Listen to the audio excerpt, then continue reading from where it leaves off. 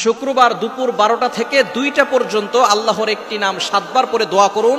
আল্লাহ আপনার সকল দোয়াগুলো কবুল করবেন, মনের নেক আশাগুলো আল্লাহ তাআলা পূরণ করে দিবেন। মনে রাখবেন, জুমার দিন হচ্ছে ফজিলতের দিন। জুমার দিন হচ্ছে সাপ্তাহিক দিনের ভিতরে সর্বশ্রেষ্ঠ দিন, leader of the all days, সকল দিনের হচ্ছে সর্দার, সৈয়দুল আইয়াম। এই সাপ্তাহিক যে দিনগুলো আছে, দিনের সর্দার হচ্ছে জুমার দিন। এই জুমার দিনে আমরা হেলায় খেলায় করে সময় নষ্ট করে ফেলি। এই জুমার দিনে আপনি আগে আগে মসজিদে চলে যাবেন। জুমার দিনে আপনি উত্তম রূপে ওযু করবেন এবং গোসল করার চেষ্টা করবেন। গোসল করে আপনি উত্তম পোশাক পরে, আতর অথবা পারফিউম ব্যবহার করে, এরপর আপনি ডান দিক থেকে হেঁটে হেঁটে পায়ে হেঁটে মসজিদে যাবেন, আগে আগে মসজিদে যাবেন। নবীজি সাল্লাল্লাহু আলাইহি ওয়াসাল্লাম জানিয়ে দিয়েছেন যে সর্বপ্রথম মসজিদে ঢুকবে একটা উট কোরবানি করার সওয়াব পাবে।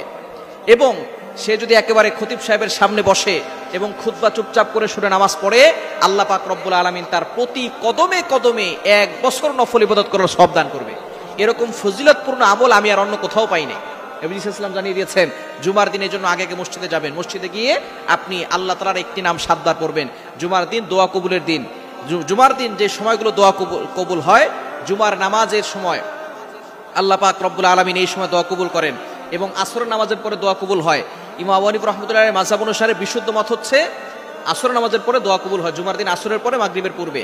তবে জুমার নামাজের পরেও দোয়া কবুল হয় এবং ইমাম সাহেব, খতিব সাহেব যখন খুতবা দেন 2 খুতবার মাঝখানে দোয়া কবুল হয়।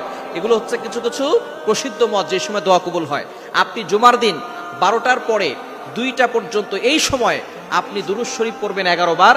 এরপরে আল্লাহ তাআলার একটি নাম পড়বেন 7 বার। নামটি হচ্ছে ইয়া রহমান, ইয়া রহমান, ইয়া রহমানু। আপনি এটা 7 বার পড়বেন। এরপরে আপনি আল্লাহর কাছে দোয়া করবেন। দুরূদ শরীফ 11 বার পড়বেন। দুরূদ শরীফের কারণে কিন্তু আপনার দোয়াগুলো আল্লাহর আরশে গিয়ে নক করে। অনেকে আমরা দোয়ার সময় দুরূদ শরীফ পড়ি না। দুরূদ শরীফের ফজিলত হচ্ছে যে ব্যক্তি দুরূদ শরীফ পড়ে, আল্লাহ পাক রব্বুল আলামিন এই দোয়াটা সাথে সাথে আরশে আযমে গিয়ে পৌঁছায়, আল্লাহ তার দোয়াগুলো কবুল করেন। আর দুরূদ শরীফ না পড়লে এটা মুআল্লাকুন, ঝুলন্ত পেন্ডিং অবস্থায় থাকে, এটা আরশে আযমে গিয়ে নক করে না। এজন্য 11 বার দুরূদ শরীফ পড়বেন। এরপরে 7 বার আল্লাহর এই গুণবাচক নামটি পড়বেন, ইয়া রহমানু, ইয়া রহমানু। এটা 7 বার করে আল্লাহর কাছে দোয়া করবেন। আপনি অভাবে আছেন, বিপদে আছেন, কষ্টে আছেন, সন্তান কথা শোনে না, স্বামী কথা শোনে না, এরপর অনেকের ভিসা হচ্ছে না, অনেকে কঠিন বিপদে পড়ে আছেন, অনেকের চাকরি হচ্ছে না। আপনি দোয়া করেন, আল্লাহ তাআলা আপনার সকল দোয়াগুলো কবুল করবেন।